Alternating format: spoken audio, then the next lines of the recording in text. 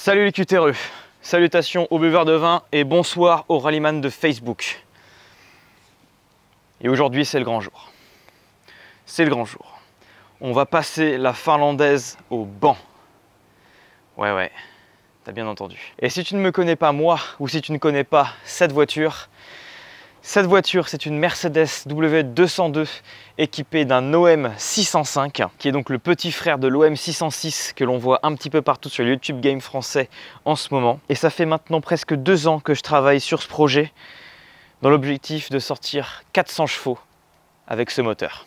Et je te vois déjà venir, tu vas me demander, mais pourquoi tu l'as appelée la finlandaise? C'est une voiture allemande. J'ai appelé cette voiture la finlandaise tout simplement car j'ai voulu recréer l'état d'esprit de comment font les Finlandais pour préparer ces moteurs, ces voitures. Tout simplement. Je me suis repris de cet état d'esprit-là. Completely unopened 605 turbo engine, almost 700,000 kilometers driven. Works like a charm. Fucking mint. Car en France, ce sont des montages que l'on voit assez peu. Et je trouve que comme nom, la finlandaise, ça pète sa mère.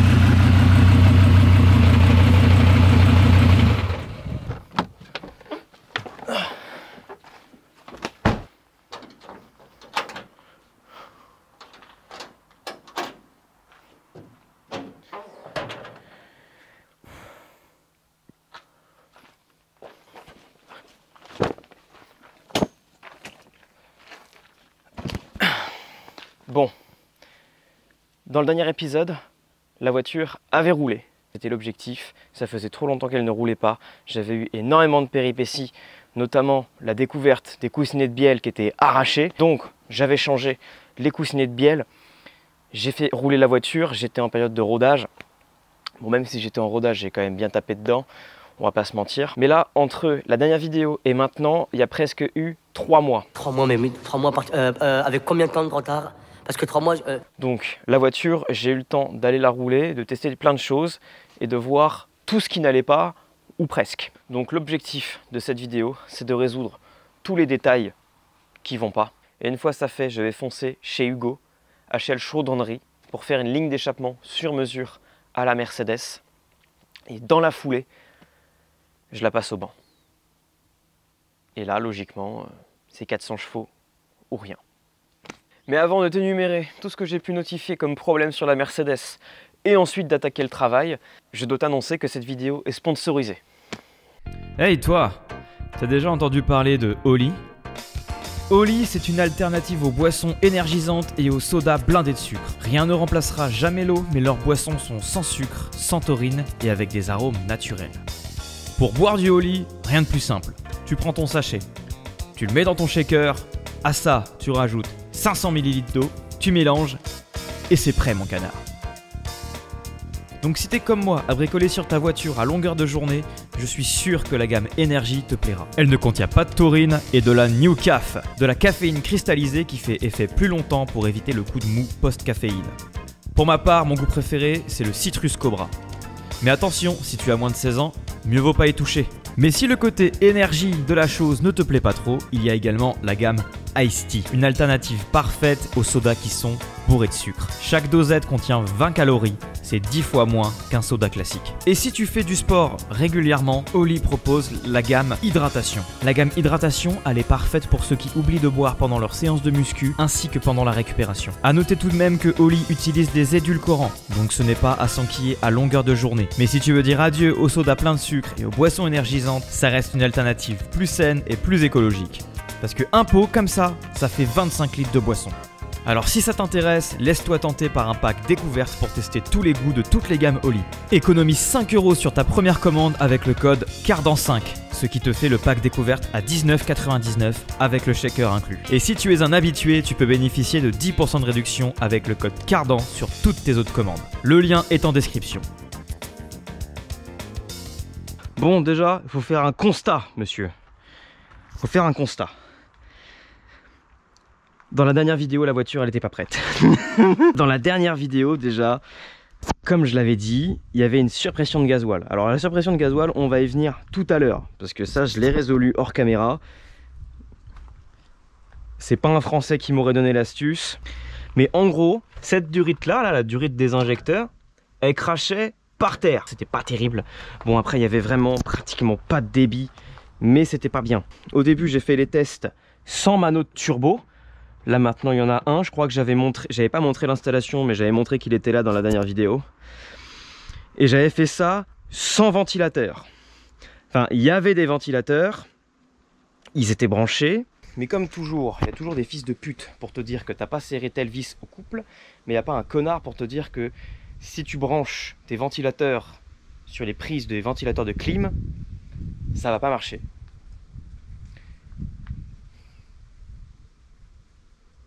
Donc il y avait du gasoil qui crachait par terre, j'avais pas de ventilateur en cas de surchauffe et j'avais aucune idée de la pression de turbo que je prenais en plein rodage.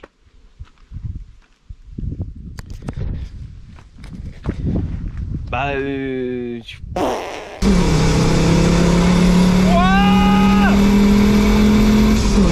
rodage! Là avec la voiture, tu vois, j'ai fait 517 km. En vrai, elle est nickel. Franchement, elle est vraiment bien. Là, en 500 km, il n'y a rien qu'à péter. J'ai pas eu un seul problème avec la voiture. J'ai pas eu une seule panne. Voilà, mis à part des pannes d'essence. Mais ça, c'est parce que j'ai plus de jauge à gasoil. Mais elle l'a jamais eu. Et une jauge à gasoil, ça coûte 100 €. T'imagines bien, toi? Putain. Depuis la dernière vidéo, ce que j'ai fait, basiquement, c'est que déjà, j'ai résolu le problème des ventilateurs. Voilà, maintenant il y a 2 ventilateurs et c'est des vrais spals, c'est pas des copies chinoises bizarres. Ce sont des vrais spals. Bon, j'ai acheté des tailles un peu petites, je me suis un peu chié dans les refs. En tout cas, ça fonctionne bien. Bon, là il fait 40 degrés, donc ça chauffe quand même un petit peu. On tape les 95-97 degrés. C'est pas l'idéal. Avec un branchement qui cette fois-ci est propre. Les petites gaines qui vont bien. Le branchement sur les plus 12. Les relais, c'est branché sur relais, fusible, tout ce que tu veux. C'est nickel. Et pour te dire même, tellement j'ai fait ça bien, j'ai fait ramener des masses et des cosses ici pour un thermocontact. Alors le thermocontact, bon bah là il y en avait un. Je l'ai acheté chez Drift Shop. De base j'avais acheté un thermocontact Spal, de marque Spal, avec écrit sur la facture thermocontact Spal, de marque Spal. Et j'ai reçu une daube qui n'est pas de marque Spal, qui était à moitié en plastique, qui n'était pas de marque Spal. Et du coup j'ai voulu le tester, donc j'ai mis le feu et il a brûlé net en 2 secondes. Donc Drift Shop, allez bien vous faire enculer. Et du coup, le temps que je reprenne du cran, que je recommande un vrai thermocontact Spal, bah, j'ai laissé les prises. Mais du coup, voilà.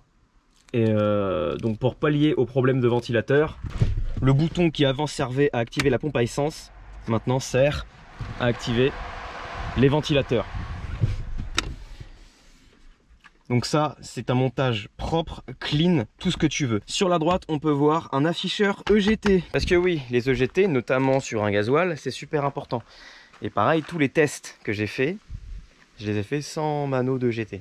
Là, le capteur EGT, il est là. Pour l'instant, il est fixé avec un isolant ici parce que le collecteur est percé, il est taraudé, il y a un bouchon.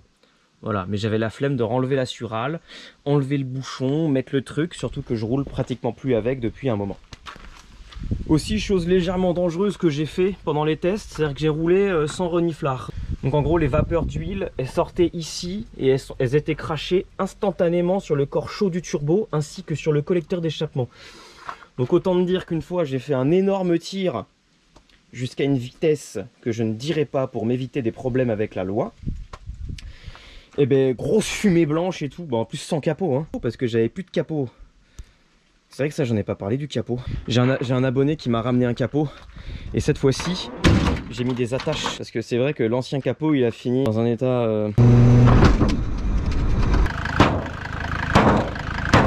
un peu plus que douteux. Donc je disais, mon reniflard était super dangereux. Donc du coup, j'ai acheté une Durit AN10. Alors ouais, c'est pas très économique ce que j'ai fait pour le reniflard. Durit AN10 avec ici une protection pour la chaleur. C'est un peu collé au collecteur, mais ça tient. Voilà, ça tient comme ça. Et c'est relié à cette petite catch-can chinoise dans laquelle j'ai enlevé le filtre parce que le filtre à l'intérieur est ultra restrictif. Maintenant, je vais t'expliquer le problème qui m'a vraiment fait tirer les cheveux pendant des mois, mais vraiment des mois. Les puits d'injecteurs, c'est des piscines de gasoil. Il y a tellement de pression dans ces tuyaux-là, même les durées de retour, je les ai passées en 10 mm, 4 bar 5. Mais il reste un dernier problème qui est là depuis le début, la surpression. La surpression de gasoil, c'est-à-dire que là, on a 4 bars de pression de gasoil dans les durites. Je me suis dit, je vais agrandir la taille de retour. Du coup, là, on a des durites de retour qui sont aussi grosses que la grosse durite là, un gros diamètre. C'est quand même 3 bar 5 de pression. Je comprends pas, j'en ai ras le cul, j'ai passé la journée là-dessus. J'en ai marre.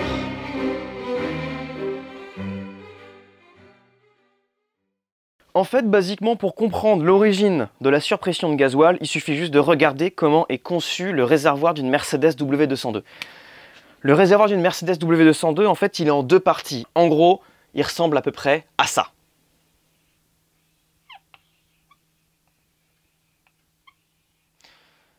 Il y a deux cuves. Et au milieu, en gros, c'est le tunnel avec la ligne d'échappement et l'arbre de transmission. Donc ce réservoir, il fonctionne à peu près comme ça. Côté passager, nous avons donc l'arrivée en gasoil du moteur. Voilà, donc je vais faire un petit schéma de moteur. Ça, c'est un moteur. C'est très net. Et le retour, il ne se fait pas dans la même cuve. Le retour, il se fait de l'autre côté. Donc il y a aussi un petit bitonio comme ça. Avec donc... Voilà. Le retour. Donc dans un système d'origine, il n'y a absolument aucune pression, donc il n'y a pas de problème. Mais là tu pourrais me dire, mais ça peut très bien fonctionner comme ça, il n'y a aucun souci. Certes, sauf que Mercedes, comme ils ont fait un réservoir en deux parties, il faut bien que le gasoil qui se retrouve là, eh bien, qui retourne au niveau de l'arrivée, parce que sinon on va très vite arriver en panne sèche. Donc avec la jauge, ils ont fait une sorte de petit système avec deux durites qui ramènent le gasoil dans l'autre cuve. Donc là, logiquement, tu commences peut-être à comprendre. Moi, j'avais agrandi la taille du retour. Sauf que le retour, il arrivait là-dedans. Sauf que ces durites-là, elles sont ultra restrictives. Donc le problème venait de là. Tant que je ne modifiais pas l'intérieur du réservoir, j'allais avoir de la surpression. Que modifier l'intérieur du réservoir, ça serait chiant. Il aurait fallu que je tombe la moitié du train arrière pour enlever le réservoir. Sauf qu'en fait, ce qu'il faut savoir, c'est que de chaque côté, il y a une sorte de petit bouchon qu'on peut enlever et ce bouchon est fileté et il mène directement au réservoir. Donc, côté arrivée d'essence, j'ai enlevé le bouchon. Dans mon stock de raccords, j'ai pris un raccord, je l'ai relié ici, qui me donne donc une deuxième possibilité de retour. Tac. J'ai acheté un T pour pouvoir, entre guillemets, dériver mon système de gasoil et donc avoir ensuite deux retours, un dans chaque cuve. Et désormais, eh bien, je suis à 2 bars pile de pression de gasoil. Le gasoil est dérivé là-bas. Il y a une durite rigide qui passe sous le pare-chaleur. Ça passe au-dessus du pont, au-dessus du flector, enfin de l'arbre de transmission et du flector. Ça revient ici, tac, voilà. Et là après, ça retourne dans la cuve avec le raccord AN qu'on voit là-bas. Mon gasoil est maintenant en circuit fermé, il ne fuit plus, il ne bouge plus. Voilà la solution si vous voulez également monter une pompe électrique sur votre 202. Faites 2 retours de gasoil séparés. Et le setup dans tout ça, est-ce qu'il était bien le setup avec le Turbomax Spinning Rods, la pompe diesel Mecane en 7.5, la pompe électrique dans le coffre? Je vais te répondre que carrément, mais on peut faire mieux. Sur un seul point, le turbo. C'est une des pièces les moins chères de la prépa. Ça a été sponsorisé, certes. Max Spinning Rods, c'est la première marque qui m'a sponsorisé. Et merci encore à eux. Mais ce turbo, déjà, il est trop gros. J'étais 35-82. Moi, je pensais que ça allait faire l'affaire par rapport à un HX40 ou un HX35. Pour donner une ordre d'idée, le turbo commence à charger à 4000. La pleine charge est à 4005. Et entre guillemets, le rupteur est à 5005. Donc ça me fait 1000 tours minutes de pleine charge. Alors c'est très drôle parce que du coup ça te met un coup de pied au cul, mais d'un coup quoi. Mais c'est pas très efficace pour les chevaux. Donc en tout cas sur les stops en général, la pompe électronique, j'ai rien à dire, franchement j'ai aucun problème avec ça, ça marche nickel. La pompe diesel Mecane en 7.5, elle est top, enfin, c'est voilà, une pompe en 7.5. J'ai ajusté un peu l'avance à l'injection, ça personne n'en parle sur le YouTube Game français, mais il faut régler un peu l'avance à l'injection. Pour faciliter les démarrages et puis surtout j'avais des gros à-coups bas dans les tours et en réglant ça un peu mieux j'ai plus du tout d'à-coups et en fait la voiture serait carrément utilisable au quotidien quoi. Mis à part le bruit, franchement c'est souple, il n'y a aucun problème, mais si tu tapes dedans et t'envoies dans la stratosphère. Seul point négatif de cette prépa, c'est le turbo et vous l'avez peut-être vu sur Instagram, ce turbo ne va pas rester.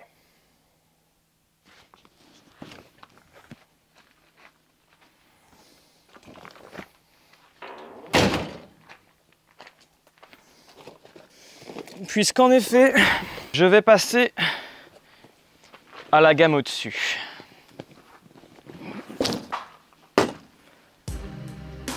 Arashi GTX 35 76R AR 1.06.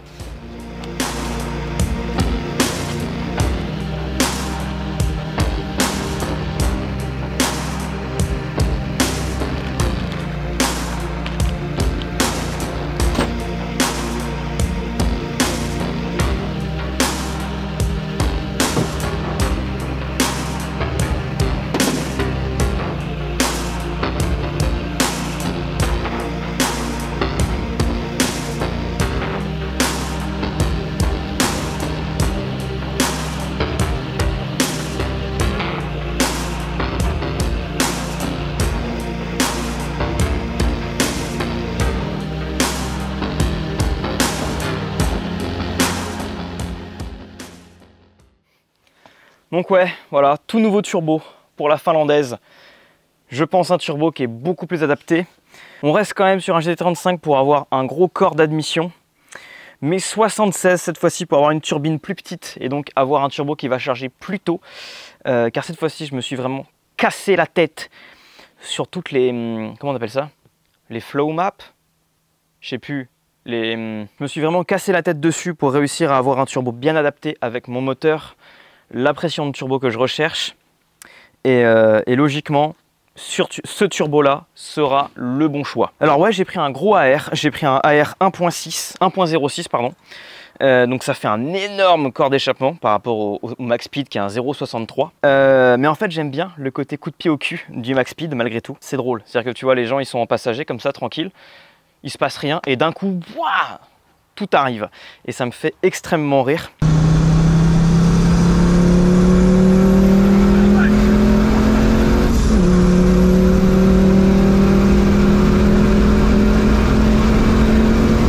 Donc logiquement avec ce turbo là, les calculs que j'ai fait, on devrait pouvoir avoir un truc à peu près similaire, mais avec le coup de pied au cul plutôt vers 3000, 3005. Ce qui me laisse du coup plus de marge. C'est un turbo sur roulement, il va pouvoir encaisser la pression, parce que là le max speed, il chargeait à 2 bar 6. Il y a du jeu dans l'hélice, c'est terrifiant, parce que c'est un turbo à palier, c'est pas fait pour prendre autant de pression. Donc celui-là, turbo roulement, ça devrait tenir magnifiquement bien. Surtout que avec ça, j'ai acheté un régulateur de pression d'huile. Ça coûte super cher pour ce que c'est. C'est minuscule, hein, ça tient dans ma main. 250 €. Mais ça va permettre que mon turbo tienne dans le temps. Voilà. Plus le fait qu'il soit refroidi en eau, plus le fait qu'il soit bien alimenté en huile, ce turbo devrait tenir vraiment très très longtemps. Donc voilà pour la présentation du turbo. Et si vous aussi, vous voulez avoir votre turbo Arashi, avec le code MANGEUR, vous avez 5% de réduction. C'est un plaisir d'être dans la famille Arashi maintenant. Et donc j'espère que ce turbo va accomplir de grandes choses et sortir 400 chevaux. Ça serait beau. Ça serait beau. Merci à eux de m'avoir sponsorisé ce turbo. Et maintenant, on va pouvoir attaquer le montage. Car en fait, la voiture, mis à part le turbo, elle est prête. Elle est prête. C'est parti pour le montage d'un turbo, les gars. Waouh, tu as vu ce magnifique drapeau Bon, avant toute chose, avant de monter le nouveau turbo, il faut d'abord que j'enlève l'ancien. Ça va pas prendre trop longtemps, je pense, parce que de toute façon c'est un montage qui est relativement simple. Toi, j'ai juste l'assural là, l'arrivée, le retour, et après ça vient tout seul quoi. Je vais filmer ça tranquillement, mais ça devrait aller relativement vite. Je crois que le raccord d'arrivée c'est du 14. En effet, c'est du 14. Alors il y a une chose à savoir, c'est que ce turbo là en fait, je sais pas si je l'ai déjà dit ou montré, je peux pas vraiment l'enlever et le remettre comme je veux. Faut que j'enlève le SHRA et le corps froid en même temps. En fait j'enlève ces vis là et le SHRA et le corps froid viennent avec quoi. Donc pourquoi pas hein. J'espère juste que sur le harachi j'aurai pas besoin de me faire chier comme ça. Il y en a qui m'ont envoyé des messages quand j'ai dit que j'allais changer de turbo. Ils m'ont dit ouais, fais-le nous gagner et tout. Bah écoutez, si vous voulez gagner un turbo Max Spinning Rods pour l'exposer dans votre chambre ou votre garage, bah mettez un commentaire. Voilà, et si vous êtes sage, vous aurez un turbo. Seulement si vous êtes sage. Putain la gueule.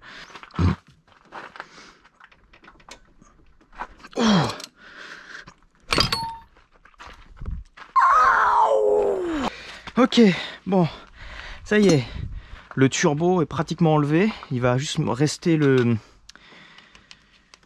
retour d'huile. Oh putain. Qu'est-ce qui vient de se passer là? Qu'est-ce qui vient de se passer concrètement là? J'en sais rien.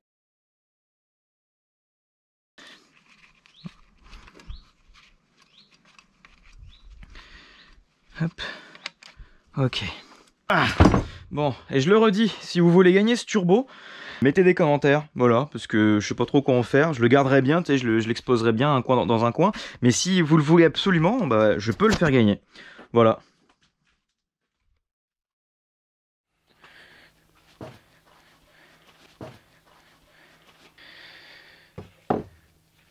Avant même de vouloir poser le turbo sur le moteur, il y a plein de choses à faire. C'est parti. Dans un premier temps, ça va être de s'occuper de tout ce qui est arrivée d'huile et retour d'huile. Car sur le turbo, ici c'est l'arrivée d'huile. Et en dessous, on a la sortie. Donc la sortie, je pense que je vais réutiliser... Eh ben ouais, je vais réutiliser mon raccord que j'avais à l'époque. Parfait. Donc comme je disais, avec le turbo Harachi, tout est fourni. Donc ça va être le tuyau d'alimentation en huile. Voilà. Ça va être les raccords pour le refroidissement par eau. Car je l'ai dit, le turbo sera refroidi par eau, histoire d'augmenter la longévité du bordel. Parce que ça, c'est pas un turbo à 200 €. Là-dedans, on a la V-bande. Et ici, on a donc les raccords en dur. Donc ça va être le raccord d'arrivée d'huile qu'on va devoir modifier. Un turbo à roulement comme ça. C'est un turbo à roulement céramique. Il est fait pour tourner avec une certaine pression d'huile. Sauf que en général, ce que nous vendent les marques, ce sont des petits raccords comme ça avec des restricteurs pour augmenter la pression d'huile. Sauf que à froid, ben, l'huile ne passe pas. Et donc le turbo à roulement, ben, il tourne dans le vide, sans huile presque. Donc c'est vraiment pas bon. Donc on va modifier le raccord pour faire en sorte que ça soit lui, le régulateur de pression d'huile, qui s'occupe de la pression. Pour qu'il y ait toujours 2 bar 8 à l'intérieur du turbo. Donc c'est une pièce qui coûte cher, mais qui devrait vraiment augmenter la longévité de mon turbo. J'ai craqué mon slip, j'ai acheté un putain de robinet de turbo Smart. J'avais un chinois qui est toujours dans la voiture. Cette merde là, sauf que cette merde là, eh ben, ça ne marchait pas. Voilà, j'en ai acheté 2 différents, donc 20-30 balles max quoi. Et impossible de le faire marcher correctement. Voilà, du coup j'ai acheté un Turbo Smart, 100 balles le robinet. Mais pareil, pour le coup, je l'ai testé et bah ça a marché directement quoi. Donc faut pas hésiter à mettre de la marque. Ça fait chier, mais le slogan quand t'achètes pas cher, t'achètes 2 fois. il n'y a rien de plus vrai. Donc là, nous avons des raccords banjo. Ces raccords banjo, ils vont donc servir pour le refroidissement par eau du turbo. Bon bref, du coup, on va commencer. Déjà, je vais modifier ce petit raccord là.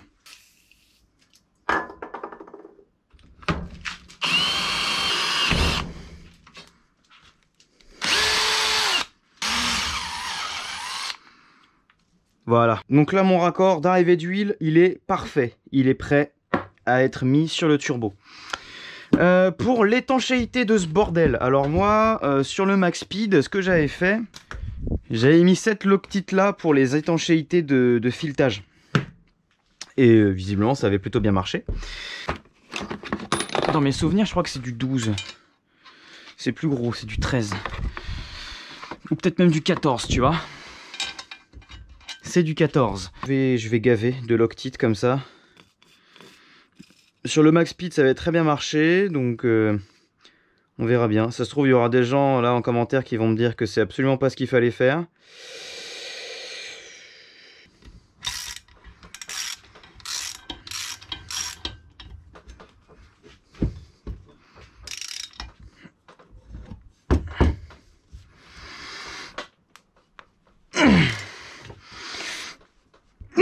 Ok. Là, ça bougera plus. Les raccords banjo, je vais pas les mettre maintenant. Je vais d'abord m'occuper de l'orientation du SHRA pour que l'arrivée d'huile soit bien en l'air, pour que l'huile circule de manière, entre guillemets, je sais pas comment on dit, physique, tu sais. Genre, en gros, l'huile, elle arrive d'en haut et elle descend toute seule. Voilà. Donc pour ça, faut régler l'inclinaison. Et pareil pour le corps froid, ma surale, je l'ai faite d'une certaine manière pour que, voilà. Je vais aller faire ça. J'ai desserré le corps chaud, tu vois là, on voit que là que ça bouge dans tous les sens. Hop. Et donc là, je devrais mettre ça comme ça. Je vais essayer de resserrer une vis pour maintenir la position comme ça. Voilà, parfait. Ça c'est bon. Ok. Bon, maintenant pareil sur le corps froid.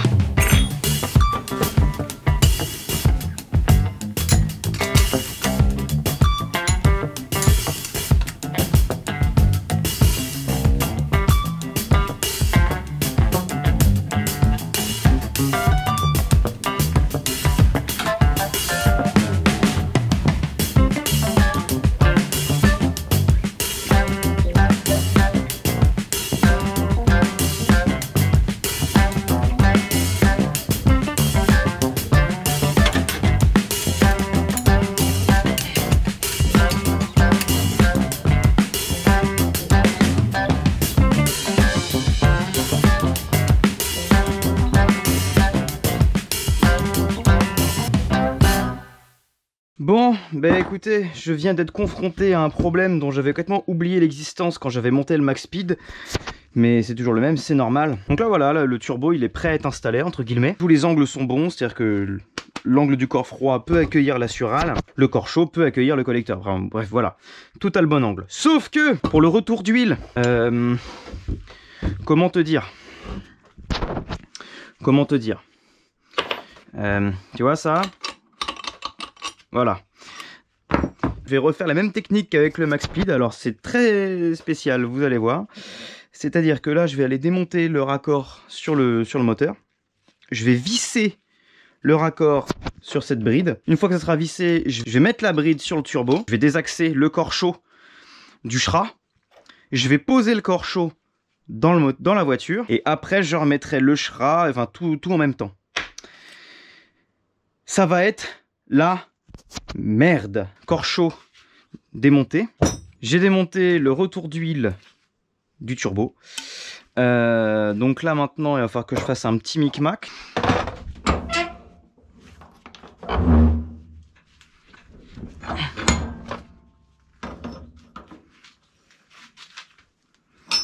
Alors par contre l'angle qu'il faut lui donner à lui, ouais, ça serait comme ça.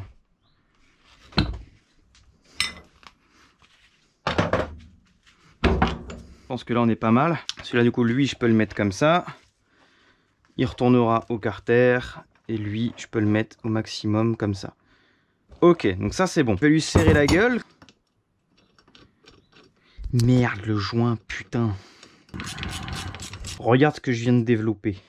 Une douille T40 avec une petite clé à cliquer de 8 pour pouvoir serrer ma bride de retour, quoi. C'est qu'on en est là quand même. Bon, du coup là, oh waouh, il me faut le joint. Oula. C'est le turbo qui a été moulé avec le cul ou c'est mon joint qui a été moulé avec le cul? D'accord. Bon, mais oui, mais putain, mais il y a un trou qui est pas centré là.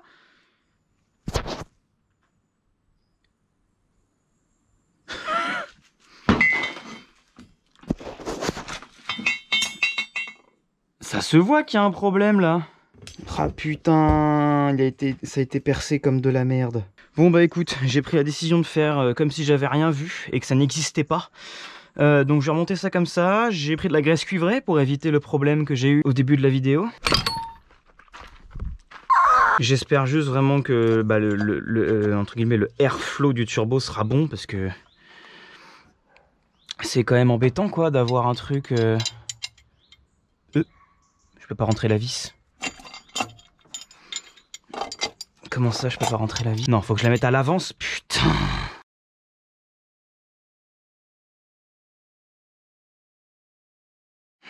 Putain, bon. Ça y est, le corps chaud, il est en place. J'en ai chié parce que du coup, je sais pas pourquoi ils ont pas fait une empreinte plate. Peut-être parce que justement, c'est fait pour être mis avec des tiges filetées. Je sais pas. En tout cas, j'ai mis des rondelles, mes vis. Il y en a une que j'ai dû raccourcir. Il y a un endroit que j'ai dû mettre sur tige filetée. Tige filetée un peu douteuse, mais... je suis convaincu que ça tiendra. Je vois pas pourquoi ça tiendrait pas. Maintenant, il va falloir mettre le SHRA et tout le bordel. J'appréhende beaucoup ce moment parce que c'est toujours une galère de remettre toutes les vis du SHRA en place ensemble, tu vois. C'est toujours une galère, toujours. J'espère surtout que toutes les vis seront entre guillemets remettables. Que je me retrouve pas dans une situation où il y a une vis que tu ne peux pas remettre car il y a un élément mécanique devant, tu vois. Ça serait la panade extrême. Voilà. Ok, pour l'instant, RAS. Voilà, voilà, il y en a une. Non, c'est impossible que je la remette. C'est pas possible. Physiquement parlant, c'est impossible que je puisse la remettre.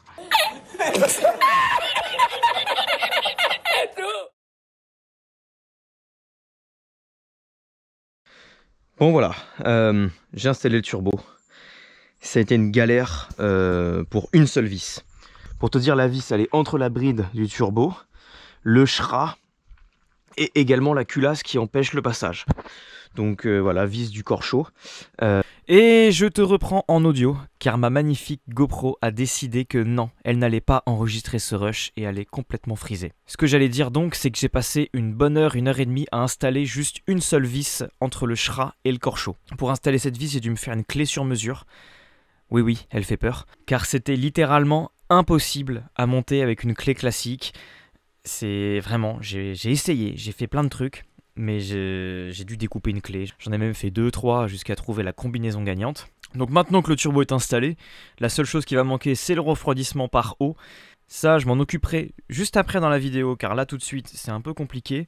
J'ai des modifications à faire sur les raccords banjo. Mais là maintenant, la prochaine mission, c'est l'alimentation en huile du turbo. Et ça, j'ai les rushs. Allez, je vous laisse avec ça. Bon, du coup, je vais prendre mon robinet et mon régulateur de pression d'huile. Il me faut aussi le raccord d'arrivée d'huile, parce qu'il m'en faut deux du coup. Il m'en faut deux. Donc où est-ce que je vais bien pouvoir mettre le petit régulateur de pression d'huile?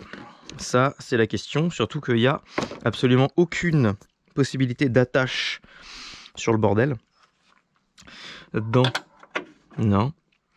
Je sais pas.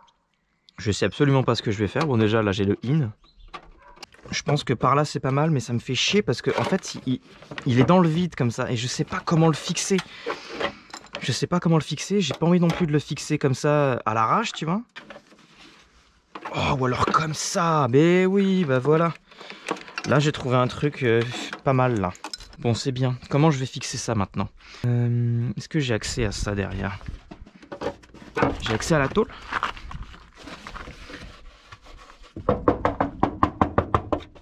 J'ai accès à la tôle. Bon, du coup, je vais essayer de faire une petite tôle comme ça, avec 2 vis, un peu de mousse autour, pour plus que ça bouge et que ça soit vraiment bien quoi, niveau montage. Parce que au prix que ça coûte, j'ai pas envie de faire de la dope, tu vois.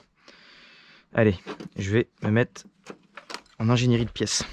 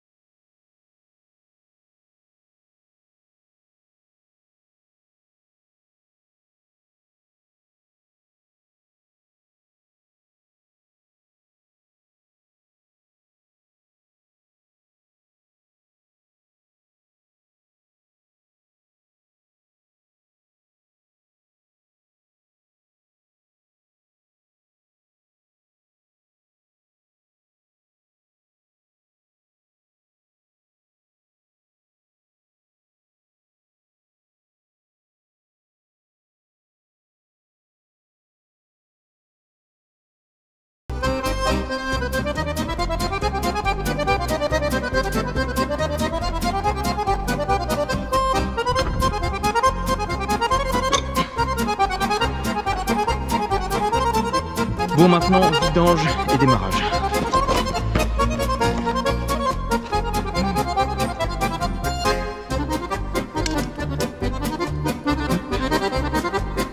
Tac. Voilà.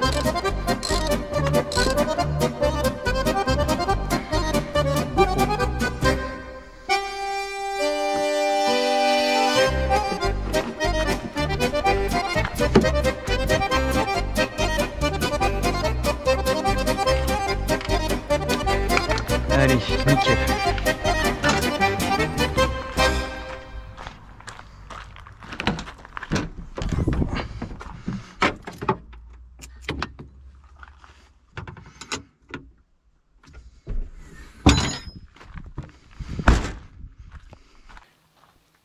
Ah, bon. Eh bien, écoutez, nous y voilà. Tout est installé, tout est prêt. Le moteur est en huile, il a de l'huile neuve. C'est plus l'huile du rodage. Filtre à huile neuf, nouveau turbo, GTX 3576R, je le répète. Régulateur de pression d'huile que j'ai fixé du coup avec une petite patte que j'ai faite maison. Parce que j'aimais pas trop l'idée, c'est qu'il ballotte dans la baie moteur comme ça. Donc là, il est super bien fixé, il bougera pas. J'en ai chié pour le monter le turbo, hein. Putain, qu'est-ce que j'en ai chié. Les vis du corps chaud qui n'étaient pas accessibles du tout. Je peux même pas le refroidir par eau. En tout cas, là tout de suite maintenant, c'est pas possible. Il va falloir que je trouve une solution. Je vais essayer d'en trouver une dans les prochains jours, mais là tout de suite, j'ai envie de démarrer la caisse. Vous êtes témoin, j'ai mis le turbo en huile, comme ça, il va pas tourner dans le vide. J'ai remis la batterie, l'huile neuve. Logiquement, là, il n'y a rien qui m'empêche de démarrer et de voir ce que ça donne. Ça fait des mois que j'attends ce moment. Là, j'ai du mal à y croire parce que c'était une grosse galère possible pour recevoir le turbo. Il a pris du temps pour arriver. Ce qui explique du coup pourquoi la vidéo a pris autant de temps à sortir. Mais là, ça y est. Voilà, le turbo est là, il est posé, il est prêt à être démarré. Et je sais pas pourquoi je retarde le moment, je stresse. Allez, c'est parti. Je stresse. Allez, c'est parti.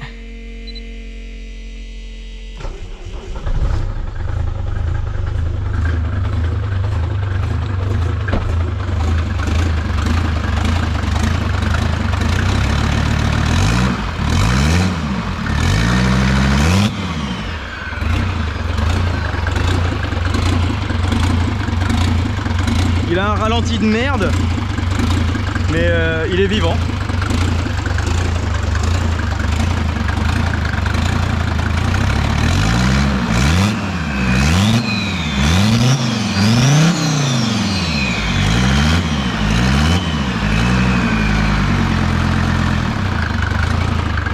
Allez, j'ai ma dose. Tout fonctionne. Magnifique. Le turbo qui continue de tourner, la grande classe.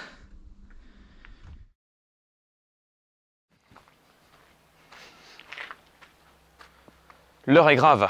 Logiquement, si tu es arrivé jusqu'à ce stade-là de la vidéo, c'est que mon contenu quand même te plaît plus ou moins. Donc pourquoi est-ce qu'il y a presque encore 70% de gens qui regardent les vidéos sans être abonnés? Si le contenu te plaît, si le projet te plaît, ou alors si tu veux juste me soutenir, s'abonner c'est la manière la plus simple, la moins chère, qui te coûte juste un clic. C'est comme ça que je vois que mon travail plaît, c'est comme ça que pour moi mon travail paye également. Si tu regardes cette vidéo, que tu n'es pas abonné, peut-être que c'est la première fois que tu tombes sur mon contenu, n'hésite pas, abonne-toi. Et si tu es déjà abonné, ou alors si tu veux juste me donner un coup de pouce supplémentaire à ton abonnement, tu peux acheter ce t-shirt.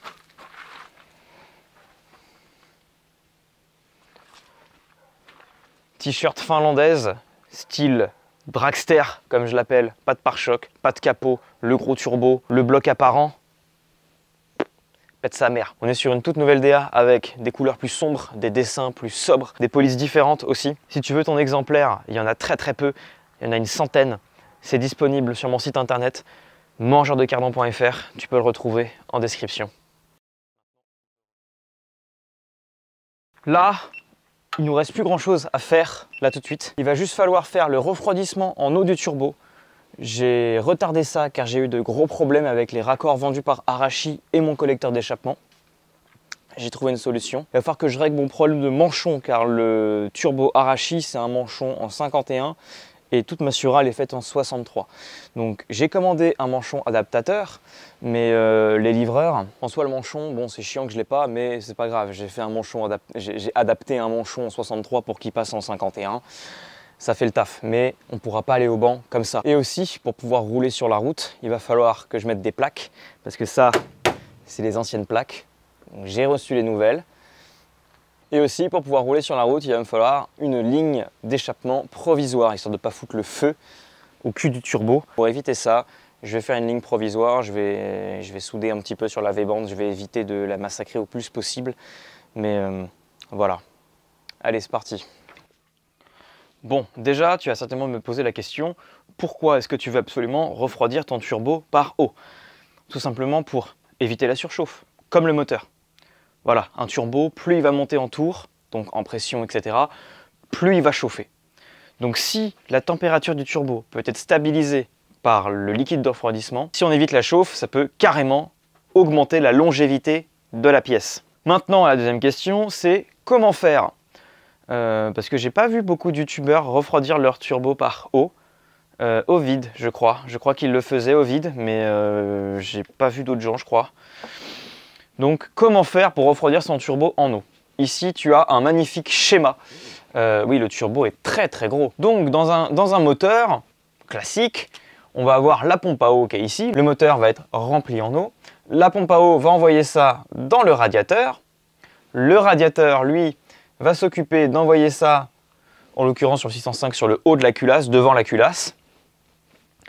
Ensuite, ça va partir derrière la culasse. Derrière la culasse, ça va aller dans le radiateur de chauffage. Du radiateur de chauffage, ça va retourner dans le bloc. Et après, ça fait un circuit continu comme ça.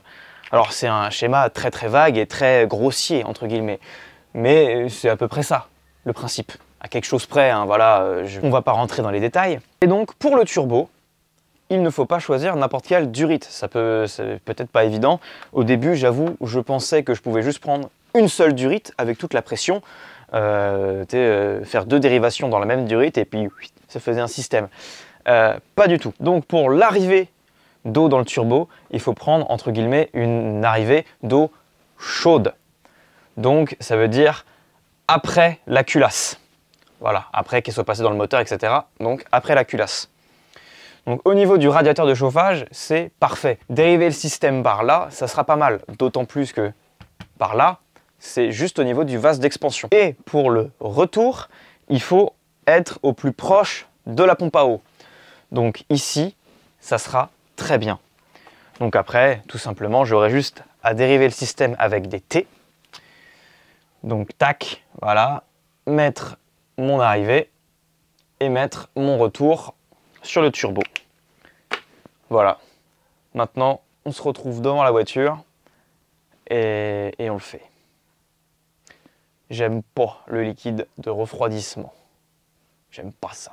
Donc, pour expliquer mon schéma, ici on a la pompe à eau qui descend dans le radiateur, là, tac, ça repart devant, derrière, là, ça va là, et ça ensuite, ça repart tout du long ici. Ça repart tout du long ici, et ça revient pile poil là. Donc, ici, je vais démonter ce que j'avais mis là, et à la place, je vais mettre un T comme ça. Donc ça, j'ai acheté ça à Brico Dépôt ou le Roi Merlin, je sais même plus. Donc le haut est plus petit et les côtés sont assez larges pour pouvoir accueillir les durites d'eau. Tac, les colliers, ça dégage. Ok, bon. D'ores et déjà, je vais préparer le terrain. Allez, viens là mon gros. Ah, voilà.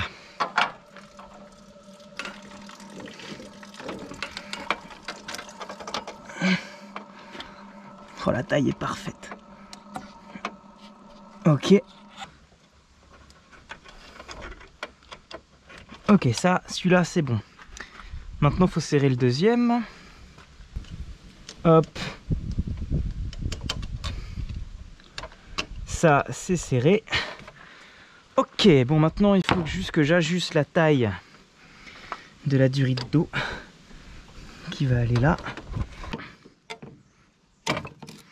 Ok, maintenant un collier. Bon, ben voilà, je viens de faire l'arrivée. Maintenant, il faut que je fasse le retour. Alors, il faut le notifier, j'ai eu d'énormes problèmes avec le raccord droit pour le refroidissement en eau. Parce que du coup, Arashi vous vendent des raccords, enfin le raccord Banjo avec le flexible. Sauf que du coup, même problème que pour visser le corps chaud, le flexible ne passe pas entre le corps froid et la bride du turbo. Donc heureusement, le Dan il m'a trouvé un raccord Banjo de bateau. Voilà, il ressemble à ça, c'est du M14 aussi, comme le turbo. Relié avec une petite durite comme ça, je vais faire quelques petits adaptateurs. Je vais mettre une protection pour la chaleur autour. Et logiquement, on ne devrait pas avoir de problème. En tout cas, je l'espère. Voilà. Donc sans ça, j'aurais pas pu refroidir mon turbo en eau. Bon, je te vois déjà venir, je te vois déjà écrire ton commentaire. Ouais, c'est dégueulasse. Oui, c'est dégueulasse. Oui, ça brille pas. Oui, ça vaut pas 300 € pièce. Oui, c'est pas soudé, brasuré, tout ce que tu veux. Mais ça marche. Voilà, ça fuit pas. Oui, il y a l'équivalent. Il y a 5 colliers différents. Il y a 5 colliers pour être sûr que ça bouge pas, que ça ne fuit pas. Ça sera peut-être moins efficace dans le temps qu'une pièce chère. Mais c'est la seule alternative que j'ai trouvée actuellement. Donc ça fera carrément l'affaire. On appelle ça du provisoire définitif par ici. Est-ce que je le sers avec des colliers, ce bordel? Est-ce que c'est nécessaire?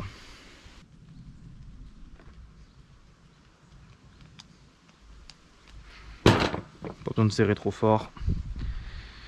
Voilà. Là, j'ai mon raccord, entre guillemets, définitif. Allez hop, on y retourne. Là, mes durites sont bien protégées de la chaleur. Le raccord va être monté. J'aurai plus qu'à découper une durite de flotte.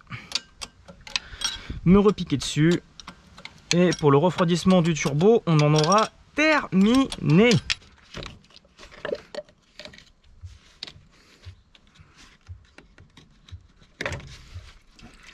Ok. Bon, là, faut que je me dépêche parce que là, j'ai pas 10 000 ans là.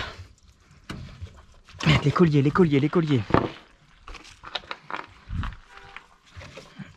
Ah putain, ils sont trop petits. Merde, le collier. Putain. Allez, c'est bon. Bon, le refroidissement de l'eau, voilà ce que ça donne. Premier raccord qui va là-dessous. Celui-là il est très propre. Et le deuxième, bon bah, comme j'ai expliqué, j'ai eu beaucoup de problèmes. Donc j'ai adapté comme j'ai pu. Voilà, c'est beaucoup de colliers, c'est pas esthétique, c'est pas... Voilà, mais logiquement ça devrait le faire. Je vais faire un petit démarrage test et on va voir. Hop, juste avant, j'ai remis un peu d'eau.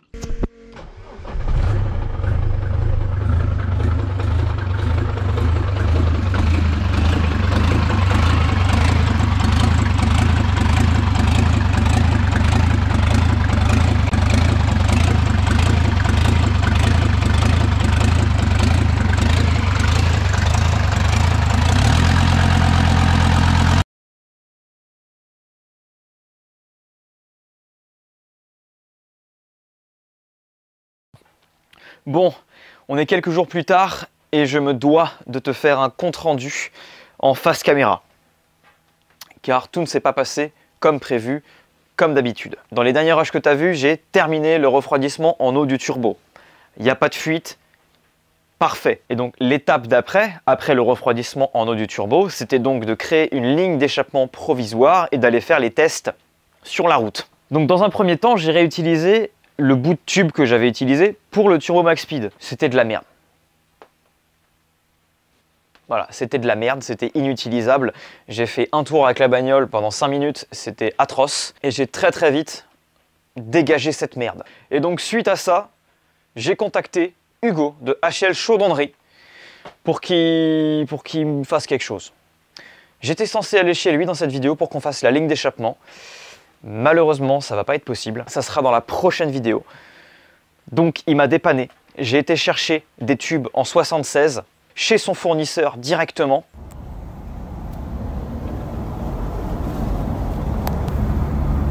Il m'a soudé sur la V-bande au TIG un bout de tube en 76. On n'a pas un peu marre de me voir tout le temps pour les mêmes merdes? Si, tes cheveux m'exaspèrent. Qu'est-ce qu'ils ont mes cheveux? Ils sont chevelus. Moi j'en ai plus. Tu sais, moi je suis caché comme ça, tu vois, mais je cache ma calvitie, moi. Tu vois, moi je suis un mec. Je serais un beau chauve. Sur lequel je me suis repiqué et j'ai pu donc souder une descente d'échappement en 76 provisoire.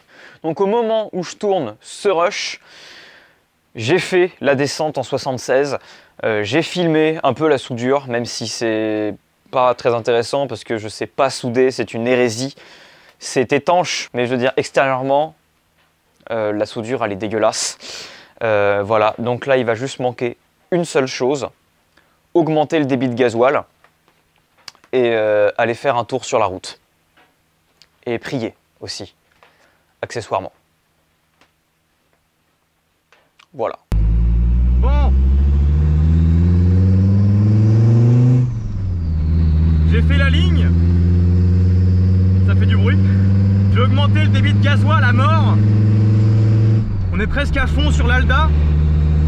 Et sans l'Alda, on est... Ouais, il y a tellement de marge, mais on n'est pas à fond. Et j'ai mis ouais, un bon centimètre de plus sur la vis. On va essayer. On va voir ce que ça donne.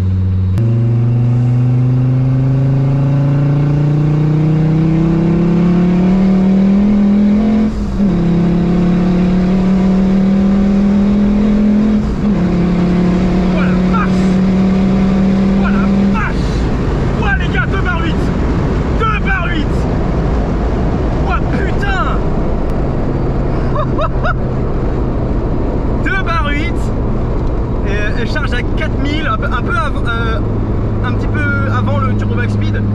C'est mieux niveau charge, c'est différent, mais elle prend plus de pression. Et là, putain, attends.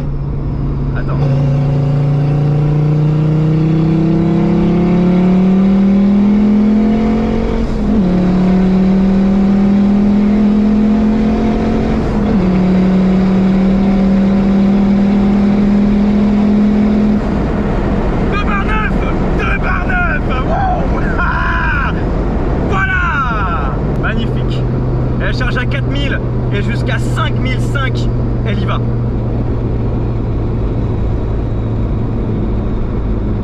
Ouais. Non, là c'est vraiment bien. J'ai même pas allumé les ventilos et je chauffe même pas la bagnole. Ça fait plaisir. Les EGT sont vachement bas. franchement, c'est assez impressionnant. On est assez bas en EGT, donc c'est cool. Allez, on part en deux.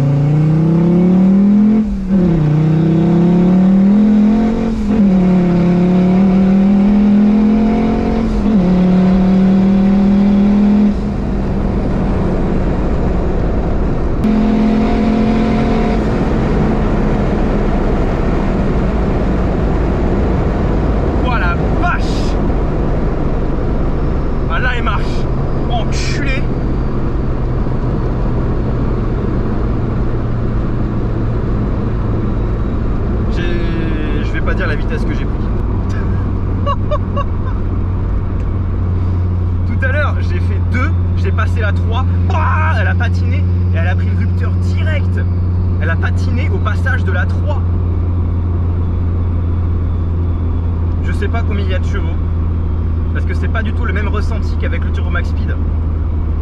Donc j'ai aucune idée de la puissance qu'elle sort là. En tout cas elle marche mieux, ça c'est sûr, mais en tout cas c'est un peu plus linéaire qu'avec le Max Speed. Ça c'est sûr et certain. J'ai vu la limite des EGT, j'ai pris 800-850 degrés d'EGT. En vrai ça va, hein, c'est la limite maximale autorisée on va dire. C'est un truc de malade. Je vais tenter encore une fois d'ouvrir un peu plus le robinet, voir s'il y a encore des chevaux à gratter. Mais là en tout cas... Je tiens à dire officiellement qu'on est à la limite du robinet. On ne peut pas monter plus haut en pression de turbo. Donc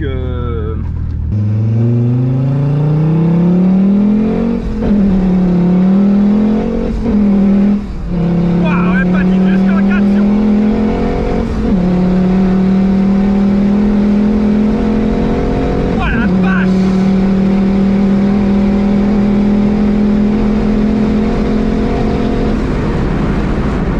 Voilà, vache.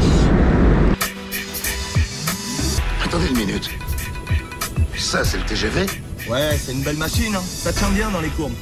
Mais c'est vrai que dans les lignes droites, ça se traîne un petit peu. Oh, mamma mia.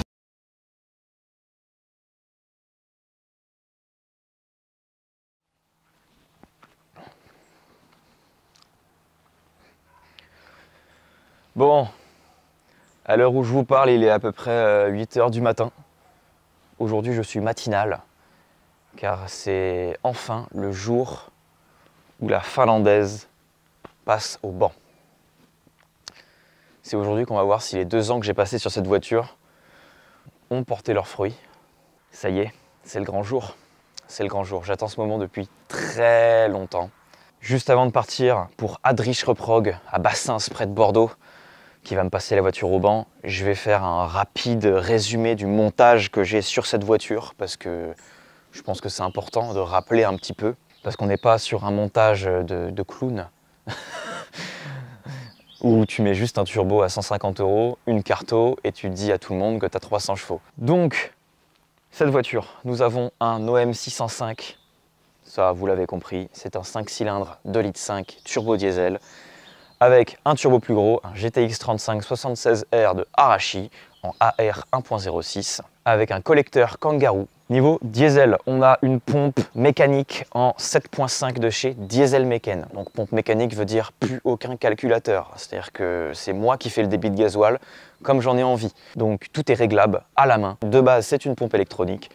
Je voulais pas d'électronique et je m'en porte très très bien. Pour assister la pompe mécanique, j'ai dans le coffre une pompe AEM 400. Niveau boîte de vitesse, on est sur une boîte 716-654, c'est la référence, de W203 2 litres de CDI, donc c'est une boîte 6 mécanique. Au niveau de l'embrayage, on est sur un embrayage et un volant moteur qui viennent de chez W202.store, donc embrayage 650-750 Nm.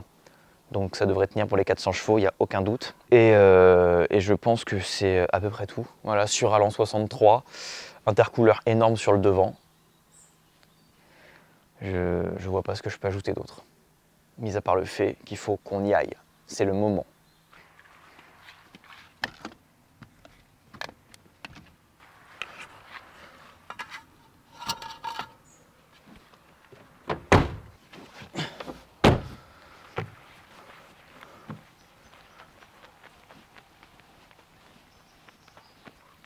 Bah j'ai pas de lave-glace, faut bien que...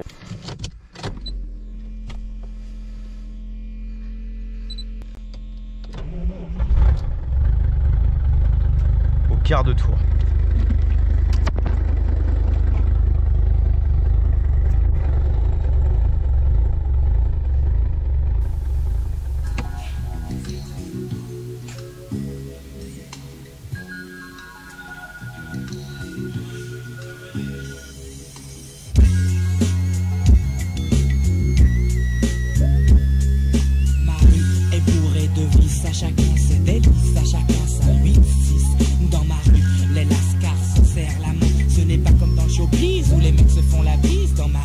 Les Chinois s'entraident et se tiennent par la main.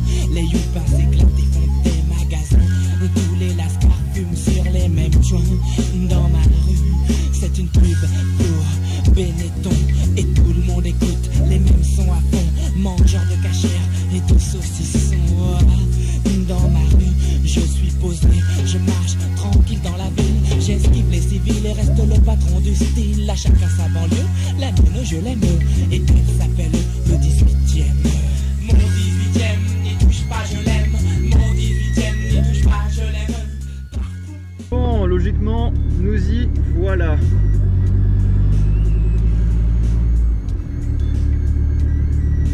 Eh ben, il est là. Adrich Report. Salut Adrien. On est chez toi. Heureux de te recevoir ici, ouais. Merci. Adrich Reprog, qu'est-ce que tu fais de beau? Alors ici on fait du réglage moteur, donc sur véhicules de série et de compétition. Le réglage sur véhicules de série, ça va consister du stage 1 au stage 3 du coup. Ok. En passant par la conversion éthanol. Et sur véhicules de compétition, on fait de la fourniture, de l'installation et du réglage de gestion prog. Donc comme je suis revendeur MaxSécu, je fais du faisceau également. Parfait. Donc on fait du faisceau complet, moteur et habitacle. Et des petits passages au banc comme pour toi aujourd'hui. Comme pour moi. Exactement. Pronostic, ça va casser. À toi de me le dire, c'est toi qui l'as fait. Pour moi ça tient.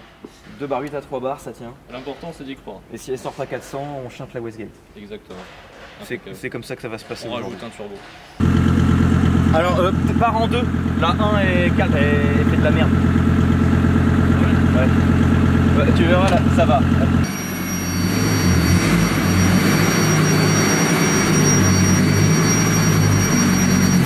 C'est le grand moment. Ça va mettre des petites couches d'incontinence. C'est mieux. Bah, elle est vieille, hein. Pour la vieille dame. Oh, attends, faut lui enlever le pare-choc. Oh, les pneus. Les pneus? Non, regarde pas. Oh la vache. Non, non, t'inquiète. Il y a tout pour que ça se passe bien aujourd'hui. Il y a tout pour que ça se passe bien. Waouh. On va pas se mentir, hein, c'est quand même une épave la caisse. Elle est pas... Le moteur, il y a 5000 balles mis dedans, voire plus. Par contre, autour, nada. Il y a un trou. Ouais, je l'ai acheté comme ça. Le trou dans le pare-choc, je l'ai acheté comme ça.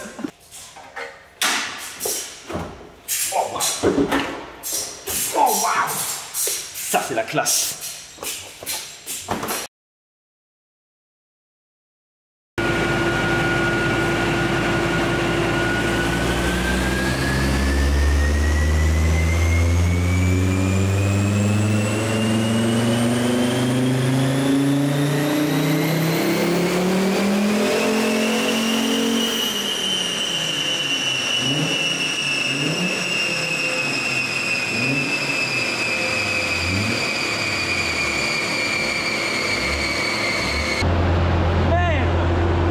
Fait en 3 ou en 4? En 4.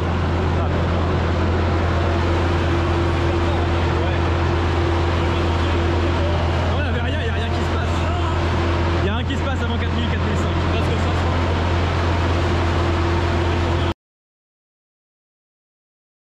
Donc là, tu tentes d'autres réglages ou on chante la Westgate direct? Ah, c'est toi qui vois, hein, c'est ta voiture. Est-ce que tu veux repartir en voiture ou en dépanneuse?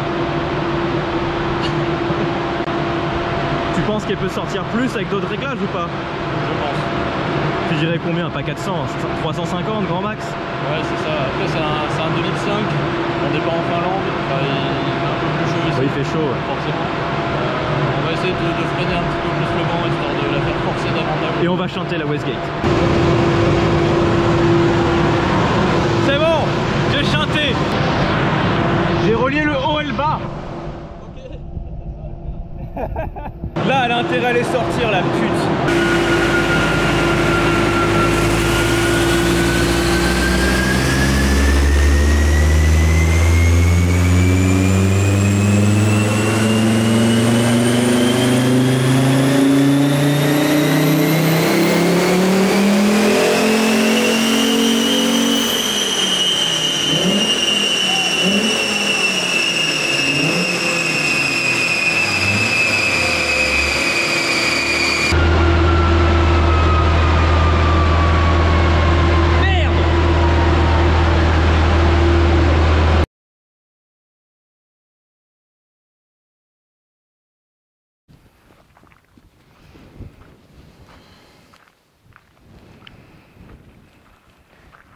Bon bah voilà, 330 chevaux, 490 Nm de couple. Un peu décevant. L'avantage, c'est que je sais exactement pourquoi elle n'a pas sorti ses chevaux. J'ai pas mal discuté avec Adrien et on en est venu à la conclusion qu'il y avait deux problèmes. Le premier, c'est le choix du turbo. J'ai encore choisi un turbo trop gros. Alors, il charge plus tôt que l'ancien, mais c'est toujours trop tard. En même temps, c'est de ma faute parce que j'adore ce ressenti de coup de pied au cul qu'on se prend à 4000. C'est pas comme un TDI qui va marcher de 1005 à 3005. Tu vois, là, c'est drôle, ça prend des tours. Donc ça charge à 4000, pleine charge à 4005, rupteur à 5005. Donc c'est trop juste, ce qui explique le manque de chevaux. Il m'a expliqué une chose que je ne savais pas. J'espère que je vais juste pas trop mal retranscrire ce qu'il m'a dit. Le couple, c'est la sensation d'accélération. Donc là, il y en a pas mal. On est à 500 Newton. Bon, pour un diesel, c'est pas énorme, mais c'est ce que sortent ces moteurs-là à peu près. Donc c'est normal. Et les chevaux, la puissance, c'est la capacité qu'a le moteur à garder le même couple pendant longtemps. Donc là, comme j'ai vraiment 1000 tours minutes d'efficace, eh ben, le turbo n'a pas le temps de s'exprimer parce que c'est un turbo qui est fait pour marcher avec beaucoup de débit, donc beaucoup de tours. Voilà le premier problème. Et le second, quand on regarde bien, avant que le turbo charge, ça fume noir, ça fume, beaucoup trop de fumée. Mais quand le turbo arrive, plus un pet de fumée. En fait, on pense que je suis trop pauvre en régime et trop riche en bas régime. Donc, que veux-tu? Dans la prochaine vidéo, tous ces problèmes-là, je vais les résoudre. Il faut que le moteur y prenne des tours. Ok, j'annonce le premier OM605 en France qui va prendre 7000 tours minutes. Merci à vous d'avoir regardé la vidéo et à très bientôt.